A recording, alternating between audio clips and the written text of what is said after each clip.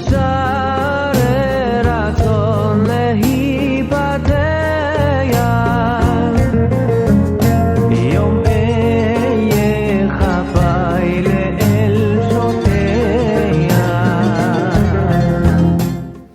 amis,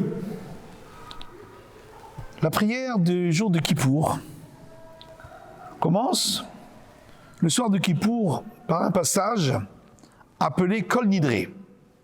Kol Nidré, ce sont les deux mots qui débutent ce passage, qui veut dire tous les vœux. En réalité, ce n'est pas une prière. C'est une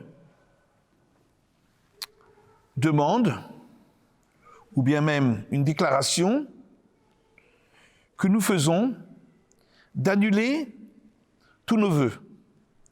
En effet, une personne qui aurait exprimé un vœu ou un serment et qui ne l'aurait pas accompli, c'est une faute très grave. La Torah nous dit « Kol hayotze mipiv ya'aseh » tout ce qu'on prononce avec sa bouche, on doit l'accomplir. Toute promesse que l'on fait, surtout si on l'a dit sous la forme d'un vœu et d'un serment, on a l'obligation de l'accomplir. Si on ne l'accomplit pas, on enfreint un interdit de la Torah. Et c'est pourquoi, avant Kippour, le Talmud nous enjoint, en ce début d'année, d'annuler l'ensemble des vœux que nous pourrions exprimer.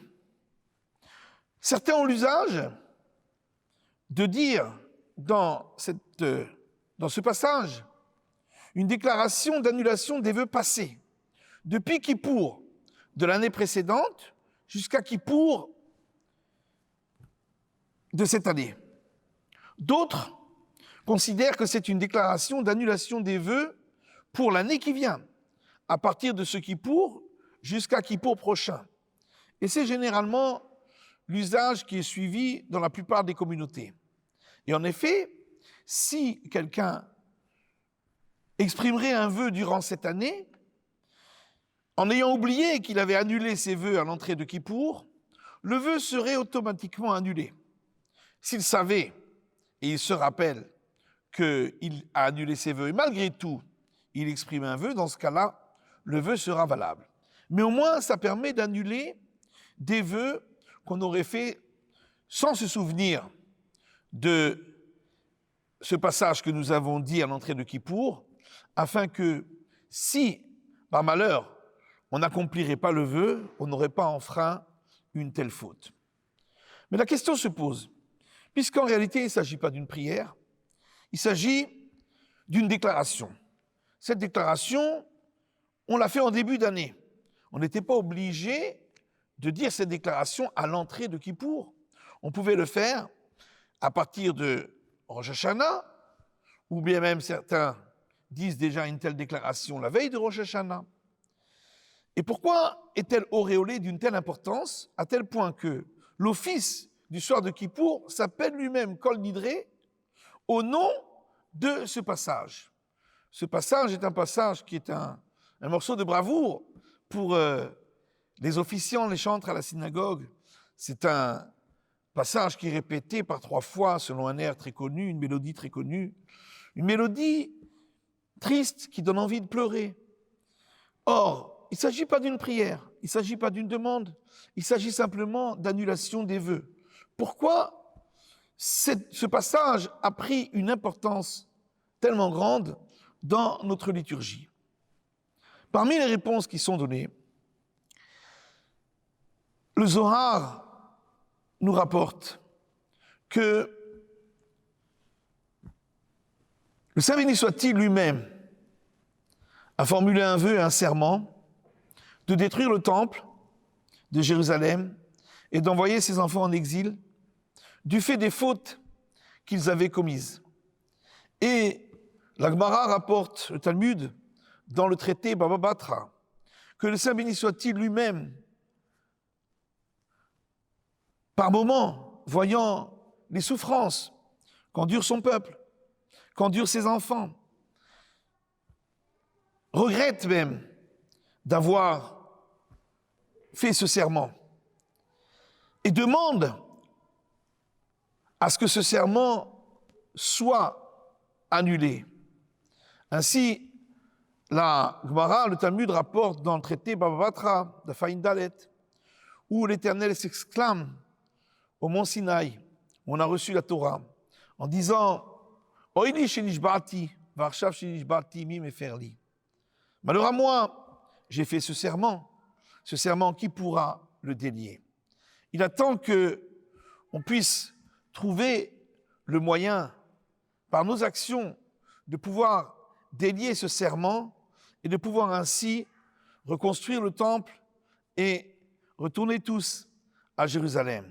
Et en réalité, en disant ce passage de Kol Nidré, où toute la communauté vient annuler ses vœux, les vœux passés ou les vœux futurs, eh bien, c'est quelque part une demande, une prière que l'on fait par allusion, où on demande, on prie, le Saint béni soit-il, qu'effectivement, ce vœu, ce serment qui a été proféré et qui fait que le temple de Jérusalem n'est pas encore reconstruit, eh bien que ce serment aussi soit annulé en ce jour-là et que cette année marque la délivrance finale et la reconstruction du temple. Que ce jour de Kippour soit un jour de pardon pour l'ensemble du peuple d'Israël, pour l'ensemble de l'humanité, qu'il amène la paix, qu'il amène le bonheur, qu'il amène la joie, qu'il amène la délivrance, qu'il amène la rédemption, qu'il amène la guérison à tous nos malades, à tous ceux qui sont dans la souffrance, et que nous puissions nous réjouir de cette année 5783 qui s'ouvre à nous, qu'elle soit une année chargée de bonheur, chargée de joie pour nous tous, pour toute la communauté, pour l'ensemble du peuple Israël et pour le monde entier. Amen ve Amen. Kvar Khatima Tova à l'ensemble de la communauté.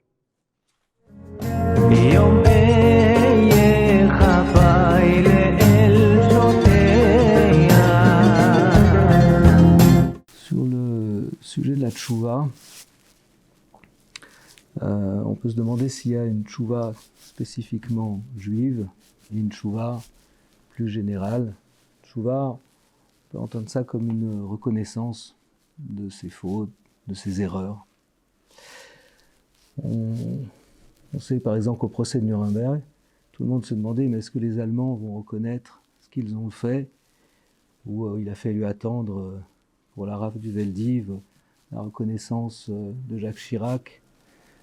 Donc on voit qu'il y a une notion de, effectivement, pour tout le monde, de reconnaître ses erreurs, de reconnaître son manquement à ses crimes, crimes contre l'humanité, mais de manière générale à ses manquements à la loi,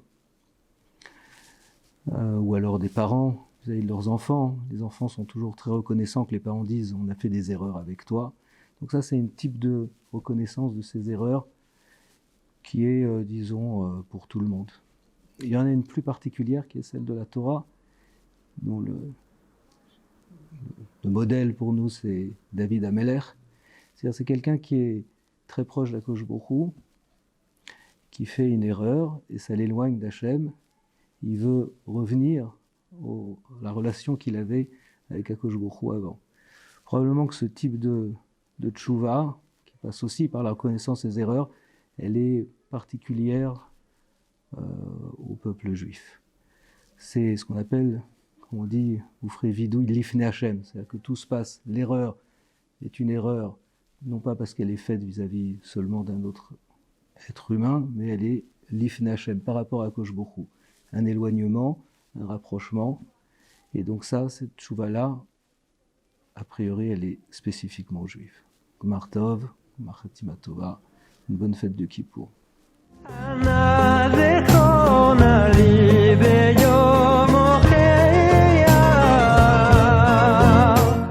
Mes chers amis, bonjour. Aujourd'hui, nous allons parler de Yom Kippour. J'aime bien qualifier la journée de Yom Kippour comme étant la journée de l'âme, the soul day.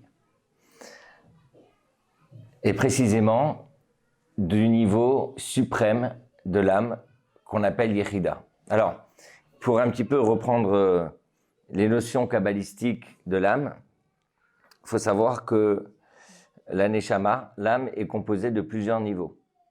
Commençons par les niveaux que nous connaissons et avec lesquels nous sommes le plus familiers. Tout d'abord, une personne est composée d'une forme d'action. La première force, celle qui lui permet d'agir, c'est celle qu'on va qualifier de nefesh. Donc c'est celle de la vie, pouvoir agir, pouvoir marcher, pouvoir manger, pouvoir parler, etc. Ensuite, il y a un niveau qui est quand même plus profond chez une personne, à part sa capacité d'agir, c'est celle de ressentir, la force émotionnelle. Je ressens, j'aime, j'ai peur. Ça fait partie des émotions avec lesquelles nous sommes parfaitement familiers. Et du point de vue de la Neshama, ça s'appelle Ruach, le souffle. Puis, évidemment, vous voyez qu'on essaye de monter puisque les émotions se trouvent dans le cœur. Ensuite, on va essayer d'aller un petit peu plus haut, qui va être le niveau intellectuel. C'est ce qu'on va appeler le niveau de Neshama. Pouvoir penser, réfléchir, créer des concepts.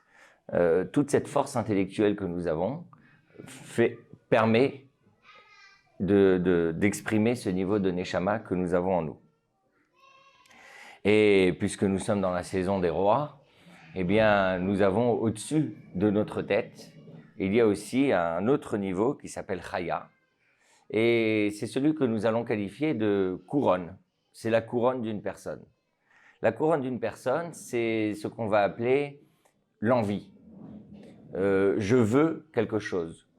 Il est évident que quand on veut quelque chose, alors, par exemple, quand on veut étudier quelque chose, quand on a envie de découvrir un sujet, eh bien, cette volonté agit sur l'ensemble de notre corps, sur l'ensemble de nos différentes forces.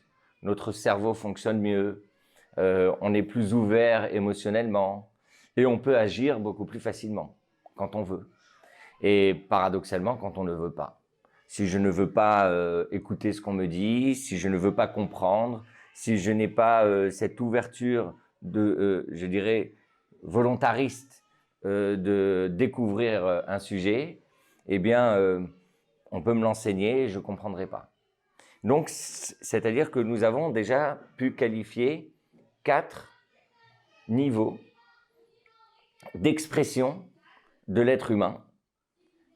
L'action, l'émotion, la pensée, et ensuite, une force qui est beaucoup plus globale, c'est celle de la volonté. Ce sont des niveaux que nous mettons en action quasiment dans notre quotidien. Dans ma vie relationnelle, je fais des choses pour l'autre. J'aime l'autre. J'apprécie et je comprends l'autre. Et ensuite, j'ai envie l'autre. Donc, j'ai envie de m'attacher à l'autre. C'est ce qui permet en réalité de concevoir la vie, aussi bien la vie personnelle que la vie en société, que la vie relationnelle. Spirituellement, c'est la même chose. C'est-à-dire que spirituellement, il y a l'action des mitzvot. On fait des mitzvot, on doit faire ci, on doit faire ça, etc. Ensuite, il y a le fait de se sentir, je me sens juif, profondément juif. Et il y a le fait de comprendre pourquoi on fait les choses, avoir une compréhension de la spiritualité. Et il y a le fait d'avoir envie. J'ai envie de m'élever, j'ai envie de m'attacher à Dieu. Donc, ce sont des niveaux que nous connaissons plus ou moins bien. Et d'ailleurs, on remarque que dans notre vie quotidienne, il y a 3 prières dans la journée. Ces 3 prières permettent justement de renforcer les 3 niveaux du quotidien, c'est-à-dire l'action, l'émotion et la pensée. Il y a des moments particuliers dans l'année où on va faire 4 prières. Par exemple, le jour de Rosh Chodesh, on va rajouter le Moussaf, le jour de Yom Tov et évidemment le jour de Shabbat. Pourquoi ? Parce que tout simplement, ce sont des jours où on est censé se détacher un petit peu, je dirais, de l'agitation du monde et être réservé et méditer et penser et plus à notre connexion, à notre lien avec Dieu. C'est la raison pour laquelle Shabbat, par exemple, il y a des interdits, on ne peut pas faire ci, on ne peut pas faire ça. C'est-à-dire que ces choses qu'on ne fait pas nous permettent de nous détacher un petit peu de la folie du quotidien pour réfléchir à notre relation du « je veux être avec toi ». Donc je veux me lier avec Dieu. Vous comprenez que dans toute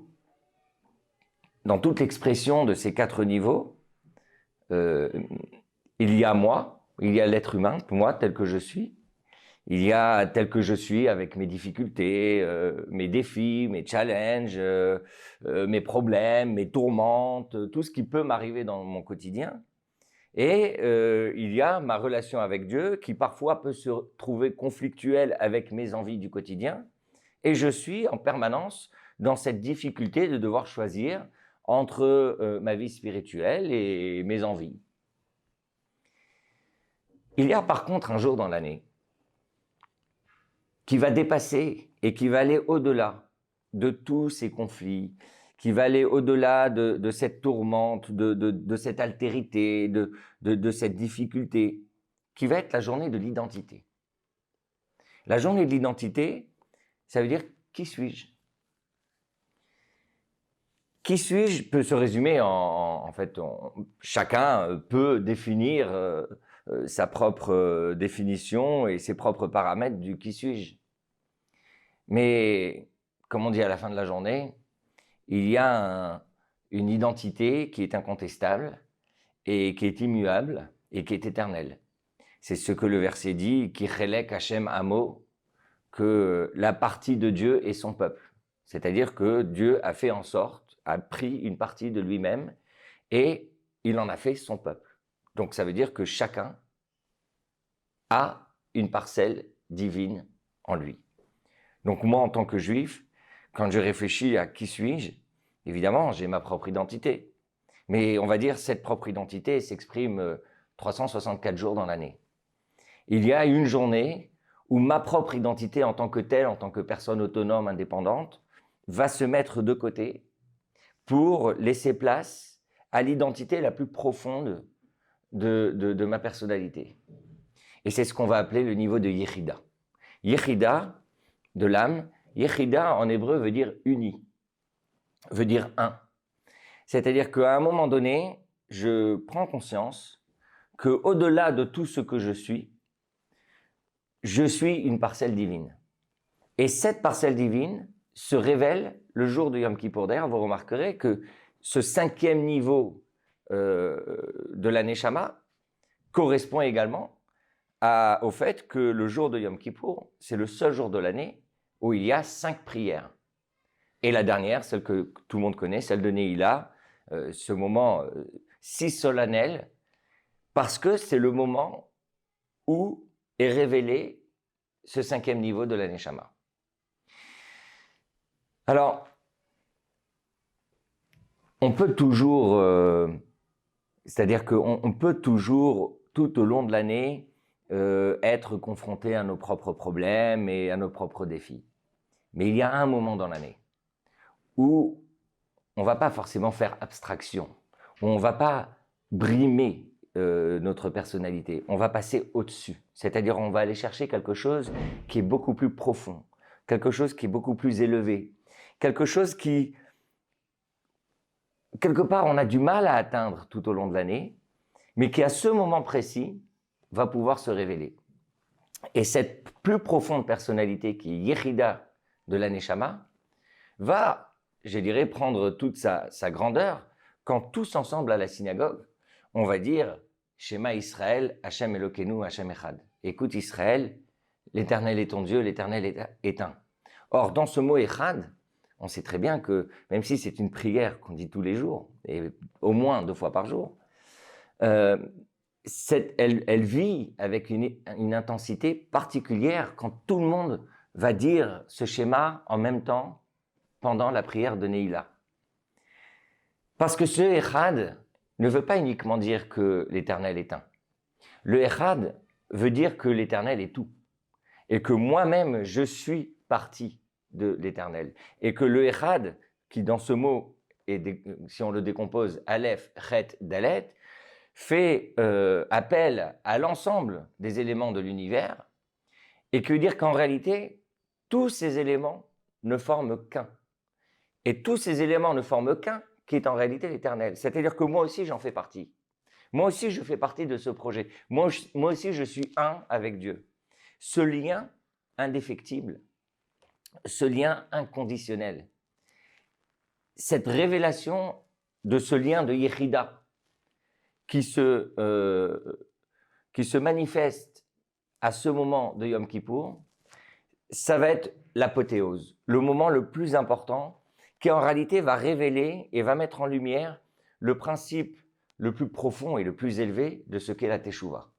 Parce que la Teshuvah, il y a plusieurs façons de la faire. Soit de renoncer à certaines choses que nous faisions, soit de changer de personnalité, mais il y a encore plus que ça. Il y a le fait de retrouver sa propre personnalité, retrouver son identité la plus profonde. Et quelque part, le mot Teshuvah même, quand on va le décomposer, le mot Teshuvah veut dire Tashuv, revient, et Ohé. Or, le Hé, c'est la lettre qu'on prononce quand on souffle. Le souffle primaire, c'est Hé, c'est souffler. Donc, revenir au premier souffle, comme au premier souffle quand Dieu a soufflé dans les narines d'Adam et qu'il lui a donné vie. C'est-à-dire retrouver, revenir à l'énergie initiale et à l'identité première que nous sommes, qui est en réalité une parcelle de Dieu. Voilà tout le projet de Yom Kippour, et qui va trouver son apogée lors de la prière de Neila. Mais au fond, toute la journée de Yom Kippour, c'est chercher, prier, aller chercher au plus profond de soi, qui sommes-nous vraiment, et ne pas se tromper. Ne pas se tromper en pensant que nous sommes celui qu'on a été et avec tous ces problèmes, etc. À un moment donné, il faut savoir faire abstraction de ses propres dérives et revenir à l'identité première qu'en réalité nous sommes une parcelle de Dieu. Et je suis certain que c'est ce qui nous permettra d'arriver de façon presque glorieuse à cette fin de Yom Kippour, et ainsi chacun de nous aura une bonne et douce année.